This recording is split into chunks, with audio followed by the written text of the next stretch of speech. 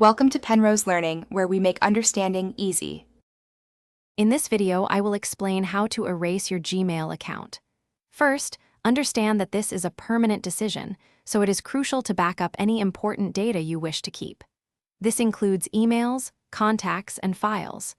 To start, open your web browser and go to your Google account settings. This is the first step in a straightforward process to manage your digital presence. Once you are in your Google account settings, look for the Data and Privacy section on the left-hand menu.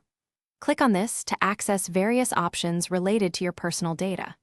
Scroll down until you see the section titled Data from Apps and Services You Use. Here, you will find the option to delete a Google service or even your entire Google account, which includes Gmail. Before proceeding, Google will present you with a summary of all the services and data that will be permanently removed. Take a moment to carefully review this list. You will then be prompted to re-enter your password to confirm your identity. This security step ensures that only you can make such a significant change. It is vital to understand that this action is largely irreversible. After reviewing everything and confirming your identity, you will see the final Delete Account button.